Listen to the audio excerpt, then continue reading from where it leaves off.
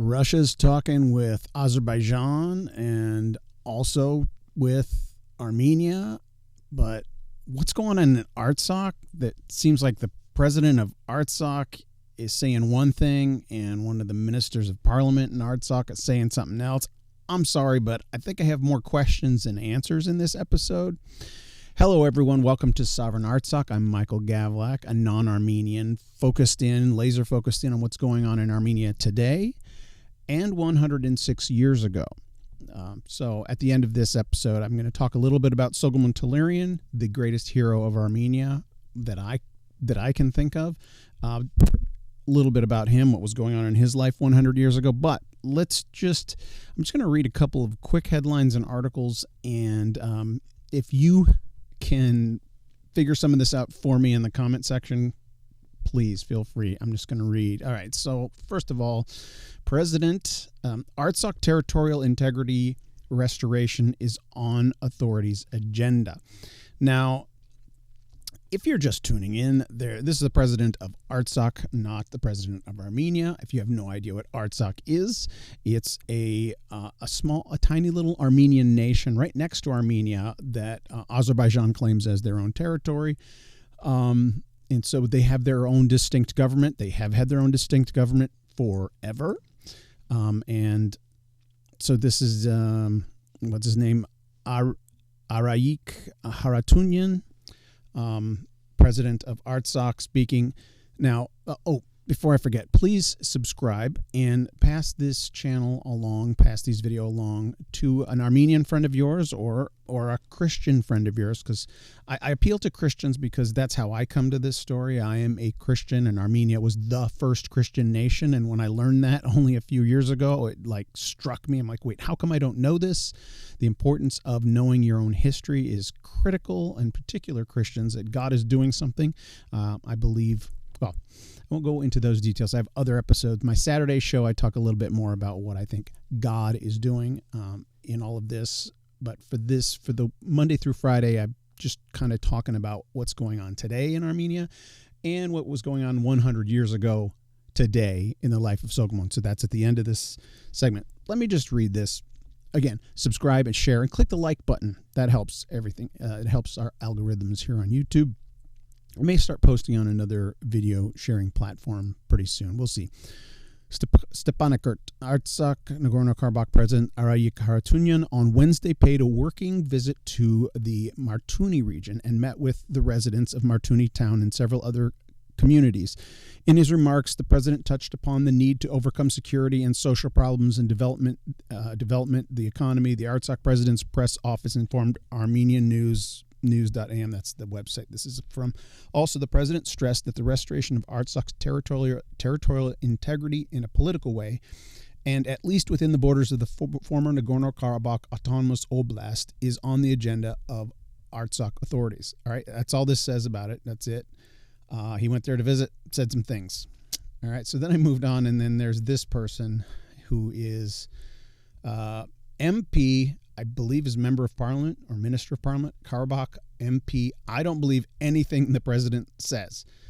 Okay, so I don't know who she is, if she's credible, but I'm just pointing out this is being reported also in the same news source. People in Artsakh, Nagorno-Karabakh, were sending me letters and calling me on the phone, telling me that President Arayik Haratunyan came to Martuni and continued to state that everyone and the internal traitors are to blame for the war.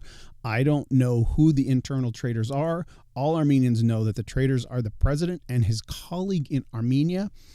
Again, tell me who that refers to, those of you who are more apprised of the details. Is that Pashinyan? I don't know. Who does he want to throw the blame on? This is what the deputy of the Justice faction of the National Assembly of Artsakh, Metaks Hakobian, told Armenian News today, touching upon the president's statement about Kamir Shua village. I visited Kamir Shua about 12 days ago and saw that it's not safe there. I myself want Armenians to return and live in their settlements, and we're doing everything to achieve this. When my fellow deputies and I went to Tagavard village, people were surprised and told us we were the first people who had visited them. I didn't see that the people were in safety. And on the road, I saw a column of Azerbaijanis who were passing through Kamir Shua Spitakashin and Shosh. This is why I don't believe anything Artsakh Hartunian says, the MP said. Yesterday, President of Artsakh visited Martuni and several other communities where he also talked about Khmer Shua village and emphasized that in this stage, in terms of self-establishment, every politician in Armenia is using a false agenda of patriotism and trying to blame Artsakh, stating that the latter is allegedly preparing to make certain transactions. So, again, this is all translated from Armenian, so there may be a few things lost in translation here and a few things that they're assuming we all understand. I don't know what's going on. I don't know what this refers to. I'm sorry if this is not of any help to you, but please comment in the comment section if you know what the heck is going on here, because the other things going on right now are Armenian and Russian deputy PMs, prime ministers, foreign ministers discuss bilateral issue assistance to Artsakh trilateral agreements. Now, this trilateral agreement, again, is the agreement between Russia, Armenia, and Azerbaijan to end the hostilities that happened on November 10th, 2020.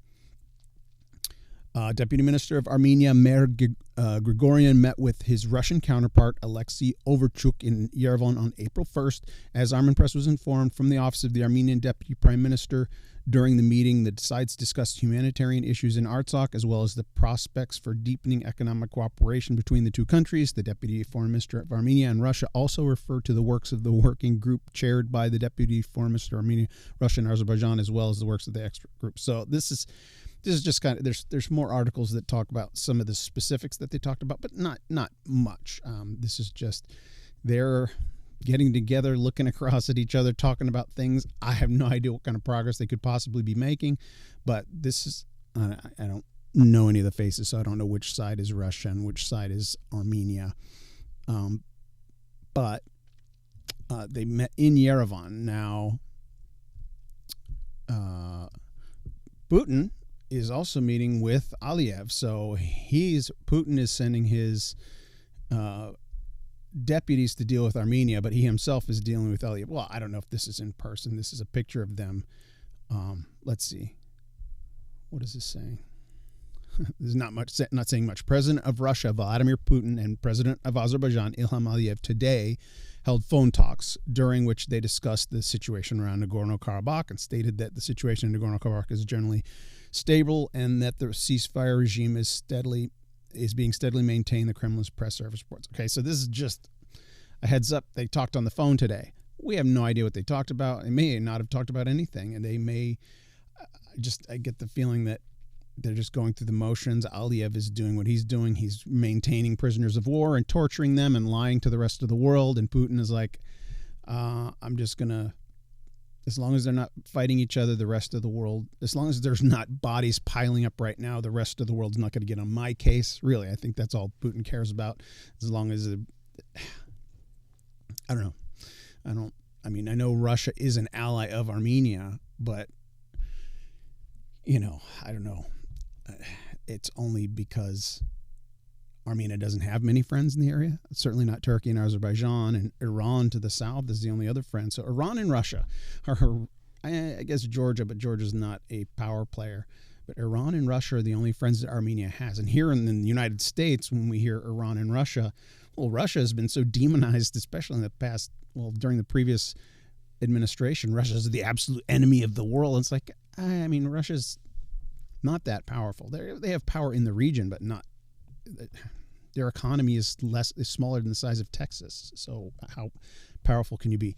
Anyway, I'm just notifying you that these people are talking. I've got a feeling that there's a lot coming. That it's bad things coming, good things coming. I don't know, but tomorrow I'm going to talk a little bit about other countries that are paying attention to this. That's what needs to happen. Russia's just, I don't know. I don't want to be pessimistic about Russia, but other countries are paying attention to this and doing things, and I'll discuss that a little bit tomorrow. As I promised, then we'll just talk a little bit about Solomon Talerian, this guy.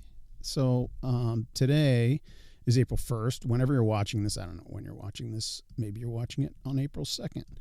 But April 2nd is his birthday. So This guy, Soghomon Tehlirian, the assassin of the Hitler of World War I. Again, some historians will cringe when I say that, but the comparison is about as apt as it can possibly be. Hitler was the leader of,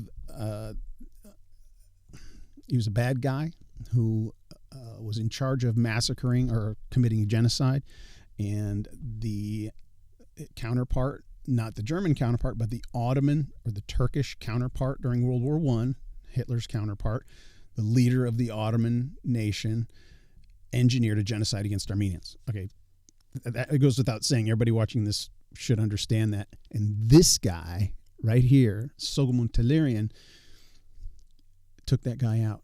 It's like a Jewish kid escaping from the concentration camps and assassinating Hitler. That's the magnitude of this guy's story. And this picture, the family tells me, so I am working with the family. Hello to the family. The family's certain associates of the family and family members watch this channel. So if you're watching this, you are also watching the same thing that some of the Tehlirian family is watching.